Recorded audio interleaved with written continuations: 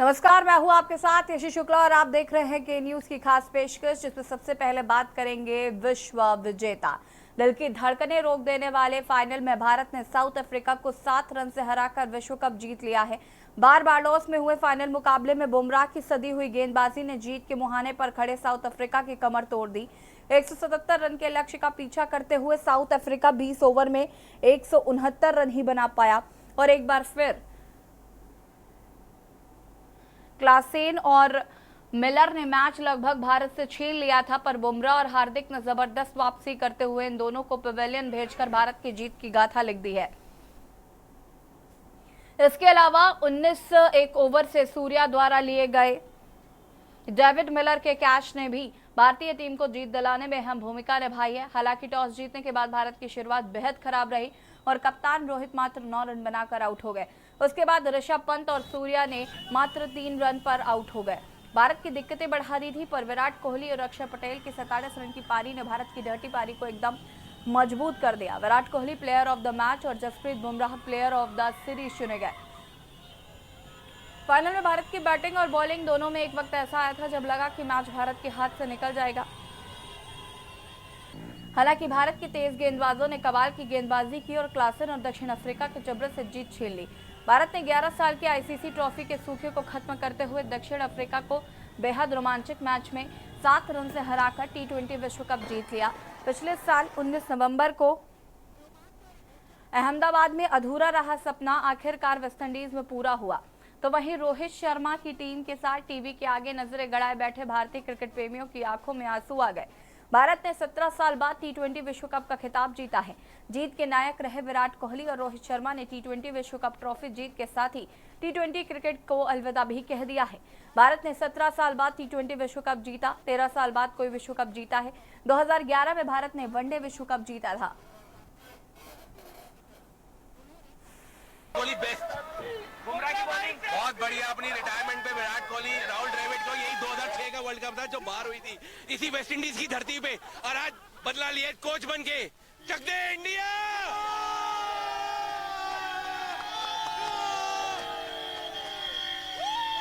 बहुत बहुत खुशी हो रही है।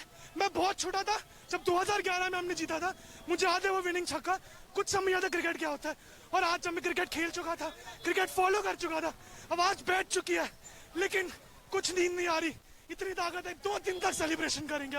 ये हमारा वर्ल्ड कप है, ये भारत का वर्ल्ड कप है। इतने सालों तक जो हमने बात की है, जय।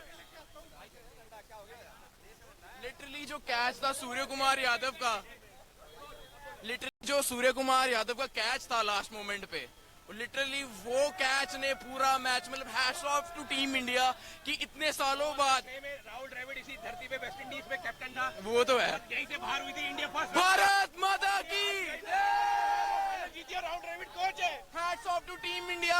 और ऐसे हम चाहते हैं कि आने वाले सालों में मैसी वर्ल्ड कप जीते रहे और अपने देश का नाम रोशन करते थे। जय माता दी भारत। जो लोग इंडिया टीम पे हंसते रहे आईसीडी पे, हमने आज बता दिया कि हम ही चैंपियन टीम है। शायद एक दो मोमेंट्स हमारे लिए नहीं रहे, बट रियल चैंपियन टीम जो अपनी नर्व्स होल्ड करते हैं, जिन्हें पता है कि मैचेस कैसे खेलते हैं, मोमेंटम कैसे बनाते हैं, वो हमें आज हमने वो करके दिखाया, आगे भी करते दिखाएंगे। मातरम।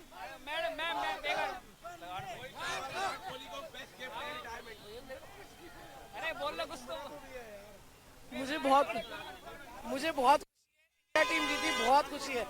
आज तक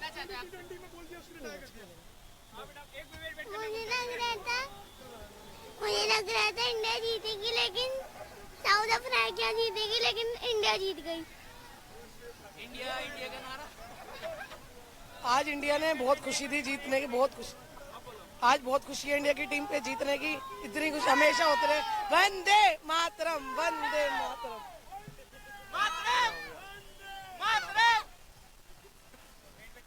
भैया मैं नहीं बोल पाऊंगा, सॉरी भैया।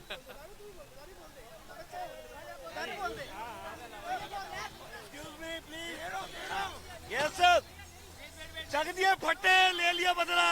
We are the champion. Come on India. Rohit Sharma, I love you.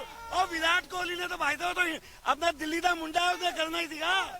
Kohli और मेन स्काई ने जो कैच पकड़ी है साहब, स्काई ने मैच चेंज किया है। Love you sky, love you, thank you so much, enjoy Delhi. कुछ नहीं, बस पागल हुआ हूँ मैं कुछ नहीं कर सकता। सबको लव यू, पूरी टीम को लव यू।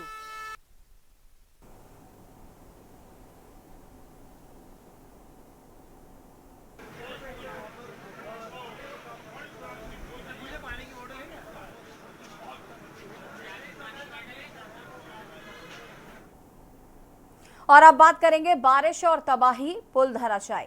बिहार में पुलों के लगातार धराशायी होने की खबर के बीच सरकार की भी बत्ती गुल होती नजर आ रही है, क्योंकि पुल गिरने के साथ ही सरकार की पोल भी खुलती जा रही है। लगातार ब्रिजों के गिरने की खबर में अब झारखंड का भी नाम आ गया, जहां एक निर्माणाधीन पुल गिर गया। बताते चले कि बिहार में पुल गिरने की घटनाएं लगातार घट रही हैं। बीते 10-15 दिनों में बिहार में 5वां पुल भरभरा कर गिर गया था।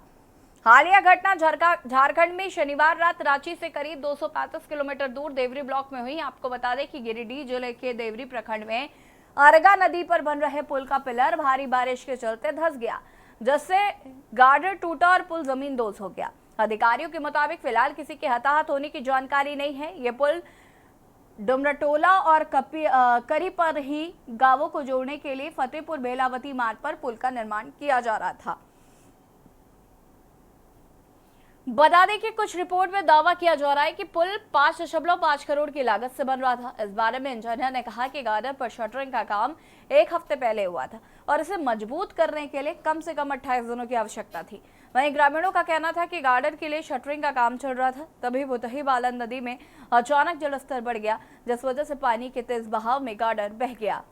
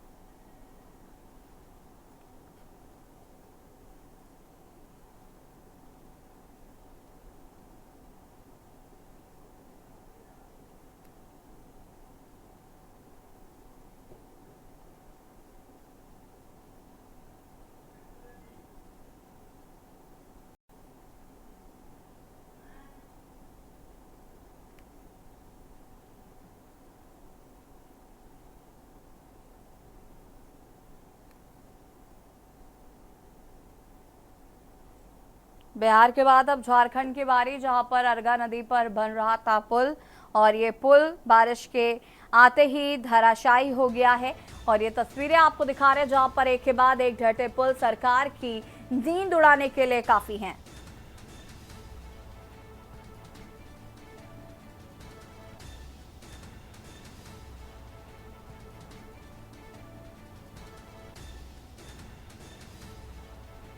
पुल की लागत करीब 5.5 करोड़ रुपए बताई जा रही है।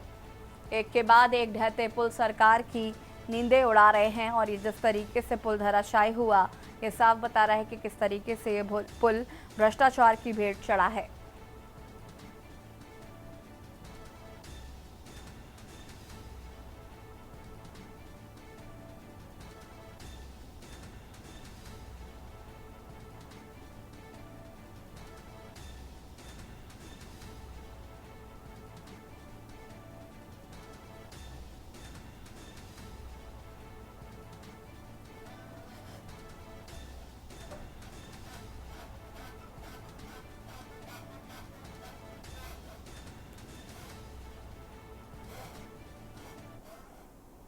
और अब बात करेंगे रामनगरी में लापरवाही, सरकार की कार्यवाही। बीते दिनों भारी बारिश के कारण रामपथ पर कई जगह सड़क धंसने और जलभराव के बाद लापरवाही बरतने वाले 6 अधिकारियों को निलंबित कर दिया गया है।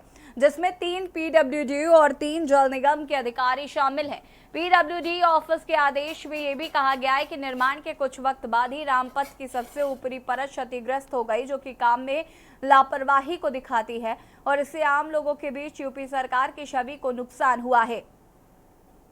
उत्तर प्रदेश सरकार ने अयोध्या में नवनिर्मित रामपथ के कई हिस्सों में सड़क धंसने और जलभराव के बाद लापरवाही बरतने के लिए स्थानीय निकाय बॉडी के 6 अधिकारियों को निलंबित कर दिया है।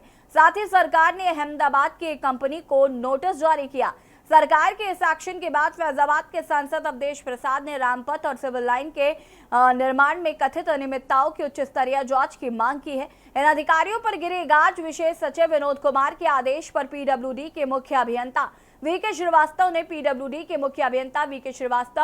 पीडब्ल्यूडी कार्यकारी अभियंता ध्रुव अग्रवाल, सहायक अभियंता अनुज देशवाल और कनिष्ठ अभियंता प्रभात पांडे को निलंबित कर दिया है, जबकि जल निगम के प्रबंध निदेशक राकेश कुमार मिश्रा ने कार्यकारी अभियंता आनंद कुमार दुबे, सहायक अभियंता राजेंद्र कुमार यादव, जूनियर इंजीनियर मोहम्मद शाहिद को निलंबित करने का आदेश दिया है। इसके अलावा योगी सरकार ने इस मामले में अहमदाबाद स्थित ठेकेदार भुवन इंफ्राकॉम प्राइवेट लिमिटेड को भी नोटिस जारी किया है।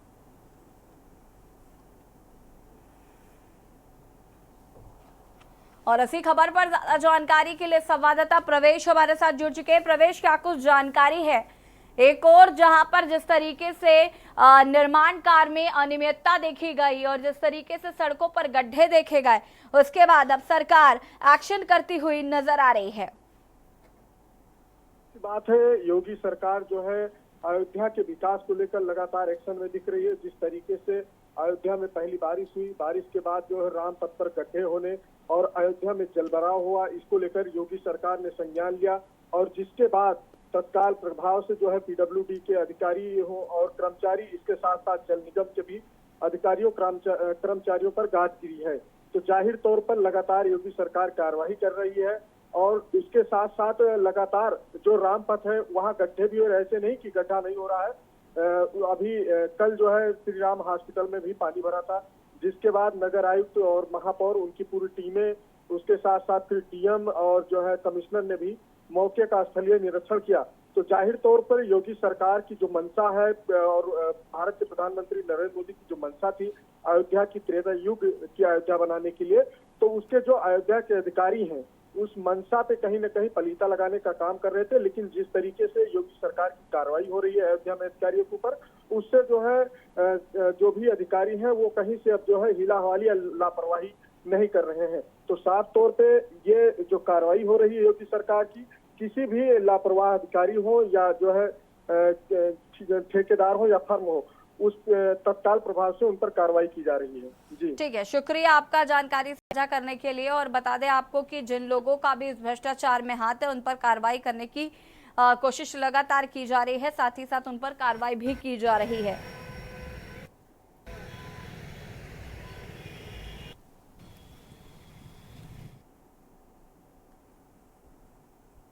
और अब बात करेंगे कान्हा की नगरी पानी पानी। उत्तर प्रदेश के मथुरा में शनिवार को भारी बारिश हुई। दिल्ली से करीब 160 किलोमीटर दूर स्थित नगरी की सड़कें पानी में लबालब भर गई। बाढ़ जैसे हालात में लोगों की दिनचर्या तहस नहस हो गई है। देखिए रिपोर्ट।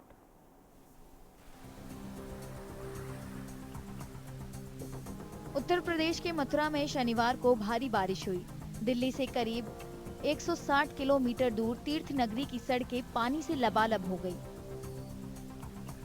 बाढ़ जैसे हालात में लोगों की दिनचर्या तहस नहस हो गई। सैलानियों के लिए मंदिरों तक पहुंचना भारी चुनौती थी। लोगों ने बदहाली के लिए नगर निगम के घटिया काम को जिम्मेदार ठहराया। उन्होंने कहा कि उन्हें हर साल मानसून के समय इन परेशानियों का सामना करना पड़ता है। पुल नीचे और नगर निगम ने सफाई की, लेकिन कामयाब सफाई नहीं हुई नालों की। क्या हर बार इसी प्रकार से समस्या? 15 दिन में जब बारिश होती है जब ये पानी भरा जाएगा।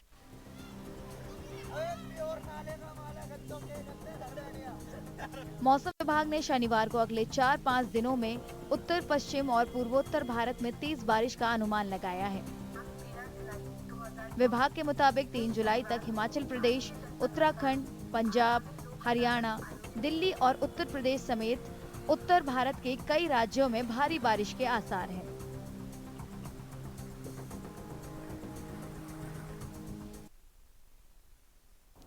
खबर रायबरेली से है। नुकसान की आशंका, बिक्री पर रोक। जहां मुख्यालय से आए निर्देशों के बाद रायबरेली में दवाओं की बिक्री पर रोक लगा दी गई है। थोक और फुटकर विक्रेताओं को विशेष दवाओं की बिक्री पर रोक लगाई गई है। आपको बता दें कि सिरप समेत 11 दवाओं की बिक्री पर रोक लगी है और ये दवाएं हैं पैरासीटामोल, विटामिन, एंटीबायोटिक, आयरन। इनके साथ ही कई अन्य दवाओं पर भी बिक्री में रोक लगा दी गई है।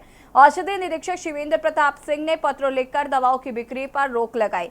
शिवेंद्र प्रताप सिंह ने कहा कि सेहत के लिए नुकसानदायक हैं ये दवाएं। कुछ बैच नंबर की दवाएं मानक के विपरीत है। इनके साथ ही दुकानदारों से दवाई को वापस करने की अपील की गई है। वहीं बीते साल भारत सरकार ने 14 फिक्स डोज कॉम्बिनेशन दवाओं पर रोक लगाई थी। ये दवाएं अब बाजार में नहीं मिलेंगी। इनमें कई दवाएं ऐसी हैं जो फटाफट आराम तो देती हैं, लेकिन इनसे लोगों को नुकसान भी होता है। केंद्र सरकार ने विशेषज्ञ समिति की सलाह पर यह कदम उठाया है। इन दवाओं में 2 या 2 से अधिक दवाओं के मिश्रण होते हैं। केंद्रीय स्वास्थ्य मंत्रालय ने शुक्रवार को इस आशय की अधिसूचना जारी की थी। प्रतिबंधित दवाओं के सामान्य संक्रमण जैसे सर्दी, खांसी, कफ, बुखार को ठीक करने वाली निमेसुलाइड और पैरासीटामोल टैबलेट के अलावा कई कॉम्बिनेशन वाली दवा शामिल है। और उस समय एक्सपर्ट कमेटी का भी कहना था कि इन दवाइयों का असल में कोई डॉक्टरी औचित्य नहीं है। फिक्स डोज कॉम्बिनेशन के कारण आदमी को नुकसान भी हो सकता है। जनहित को देखते हुए हमें इन दवाइयों के निर्माण, बिक्री और सप्लाई पर रोक लगाना पड़ा। एक्चुअली हमें हर महीने या जैसे भी अन्य प्रदेश के अन्य जिलों में अगर कोई दवाई फेल होती हैं, अधोमानक, स्पूरियस अथवा नकली पाई जाती है तो उसकी सूचना हमें मुख्यालय से समय पर प्राप्त होती है, जिसकी सूचना हमारे द्वारा जिले में उसका प्रचार प्रसार किया जाता है, जिससे कि जो भी औषधि विक्रेता हैं, थोक और फुटकर हैं, उन दवाओं को बेचना तत्काल प्रभाव से बंद कर दें और उन दवाओं को वापस कर दें, जिससे क्योंकि ये दवाएं मानव के लिए जिसके लिए वो दवा लेगा उसके लिए वो लाभकारी नहीं है और प्लस हो सकता है कोई साइड इफेक्ट भी होता है, क्योंकि नकली भी दवाएं हैं, उस दवा के अंदर क्या फिलअप किया गया बताया नहीं जा सकता।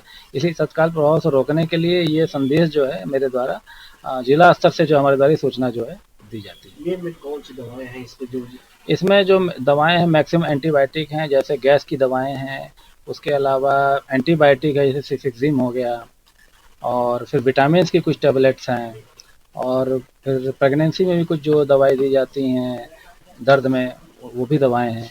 ये सारी दवाएं हैं, कैल्शियम की गोलियां हैं, विटामिन की गोलियां हैं, कॉम्प्लेक्स हैं, इस तरह की सारी दवाइयाँ हैं, पैरासीटामोल है, ये सारी दवाइयाँ इसमें। ये इनको अगर कहीं मेडिकल स्टोर में मिलती है तो अगर जैसे सपोज क्या होता है कि प्रोडक्ट होता है एक ही होता है, बैच नंबर अलग अलग मैन्युफैक्चरिंग होती है, वो बैच नंबर पर्टिकुलर फेल है, अगर वो बैच नंबर है तो उस बैच नंबर का जो है औषधि विक्रेता मिलान कर लें। अगर सेम बैच नंबर पाया था उसे तत्काल प्रभाव से सेग्रीगेट कर दें, अलग कर दें, और जहाँ से लाए हैं उसको तुरंत तत्काल प्रभाव से वापस कर दें। इसलिए हमें जो है सूचना दी जाती है, बैच नंबर सही दी जाती है कि batch number is clear identification. और इसी खबर पर ज्यादा जानकारी के लिए संवाददाता केशवानंद हमारे साथ जुड़ चुके हैं। केशवानंद जी, क्या कुछ जानकारी है? कुछ दवाइयों को बैन कर दिया गया है और जिस तरीके से कहा जा रहा है कि उन दवाइयों के साइड इफेक्ट्स हो सकते हैं। बिल्कुल, देखिए आपको बता दें कि रायबरेली जिले में मुख्यालय के निर्देशों के बाद तकरीबन 11 ऐसी दवाई हैं जिन पर पूरी तरह से रोक लगाया गया है। बताया जा रहा है कि बैच नंबर जो है उनको देख करके इन दवाओं पर रोक लगाई गई। तकरीबन 11 दवाई ऐसी हैं जिनकी बिक्री पर रायबरेली में रोक लगाई गई। पैरासीटामोल, विटामिन, एंटीबायोटिक, आयरन समेत तकरीबन 11 ऐसी दवाई हैं जिनके विक्रेता, चाहे वो थोक विक्रेता हो या फुटकर विक्रेता हो, उनको बाकायदा रोकने के आदेश दिए गए हैं। ये आदेश रायबरेली के ड्रग्स इंस्पेक्टर शिवेंद्र प्रताप सिंह के द्वारा आदेश जारी किया गया है कि रायबरेली में इस प्रकार की जो बैच नंबर की दवाएं हैं उनकी बिक्री पर तुरंत रोक लगा दी जाए और उन्हें अलग कर दिया जाए। साथ ही इसको लेकर के जो है जिले स्तर पर एक बड़ा अभियान भी चलाया जा रहा है ताकि जो इस प्रकार की जो दवाएं विक्रेता हैं उन पर भी कार्रवाई की जा सके। तो इसको लेकर के रायबरेली में जो औषधि विभाग है। ठीक है केशवानंद जी, बहुत बहुत शुक्रिया आपका जानकारी साझा करने के लिए। और बता दें कि इन दवाओं से खतरा हो सकता है, इसलिए इन दवाओं को बैन कर दिया गया है।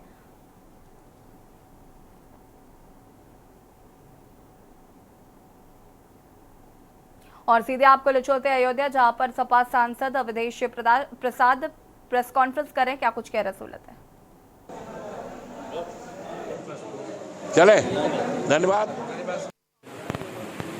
हमने निरीक्षण किया, हमारे साथ तमाम साथी बैठे हैं हमारे, जिनके नाम से आप बाकी लोग सारे लोग थे, पट्टा निर्माण कहाँ से शुरू हुआ? तो मेरे आवास की, मेरा आवास भी वहां से मुश्किल से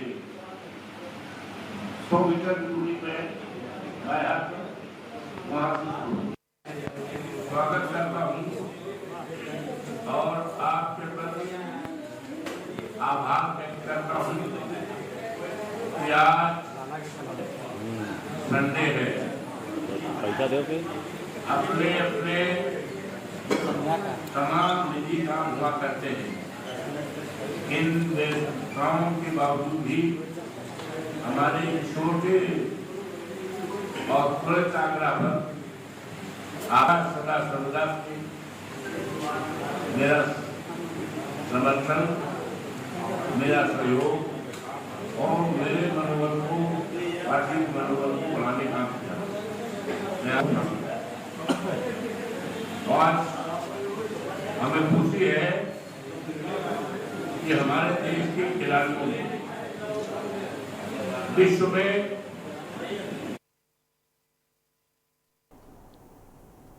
और अब बात करेंगे मराठा क्षत्रप की पैरवी, छोटे दलों का ख्याल। लोकसभा चुनाव के बाद अब विधानसभा चुनाव की जोर शोर से तैयारी और गर्मा गर्म वादे और दावों का खेल राजनीतिक पटल पर खेला जाने लगा है। इन्हीं चर्चाओं के बीच शरद पवार ने भी बड़ा बयान दिया। उन्होंने कहा कि राज्य विधानसभा चुनाव में छोटे सहयोगियों के हितों की रक्षा करना महाराष्ट्र में प्रमुख विपक्षी दलों की नैतिक जिम्मेदारी है, जो 2024 के लोकसभा चुनाव में गठबंधन का हिस्सा थे। शरद पवार वाली राष्ट्रीय कांग्रेस पार्टी एनसीपी एसपी के प्रमुख ने साफ कर दिया है कि उनकी पार्टी कांग्रेस और उद्धव ठाकरे के नेतृत्व वाली शिवसेना के साथ मिलकर महाराष्ट्र विधानसभा चुनाव लड़ेगी। बता दें कि चुनाव इस साल अक्टूबर में होने हैं और तैयारी भी पूरे जोर शोर से हो रही है। कांग्रेस शरद पवार वाली एनसीपी और शिवसेना विपक्षी महाविकास अघाड़ी का हिस्सा है। ठाकरे के नेतृत्व वाली सरकार के गिरने से पहले नवंबर 2019 से जून 2022 तक महाविकास अघाड़ी राज्य में सत्ता में था।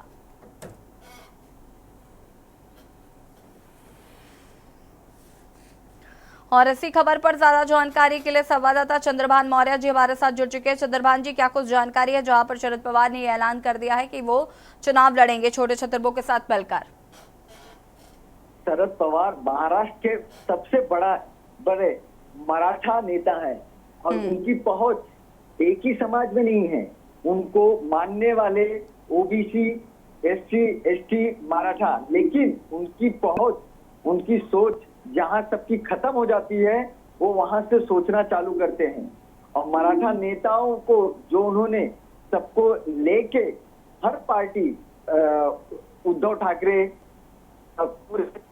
जो इनकी सोच चल रही है कि मराठाओं के लिए लड़ना है, लेकिन ओबीसी के लिए भी हम साथ में हैं, ओबीसी का हक नहीं मारेंगे हम। ये विचार आज शरद पवार ने जो उन्होंने डिक्लेरेशन किया कि हमारी सोच ये है मराठाओं को आरक्षण मिले, लेकिन ओबीसी का किसी तरीके का नुकसान ना हो। ठीक है, शुक्रिया आपका जानकारी साझा करने के लिए। और बता दें आपको कि फिलहाल ये कहीं ना कहीं स्पष्ट हो गया कि विधानसभा चुनाव शरद पवार द्वारा छोटे छतरपुर के साथ लड़ा जाएगा। और खास पेशकश में फिलहाल इतना ही। देखते रहिए के न्यूज़ इंडिया। नमस्कार।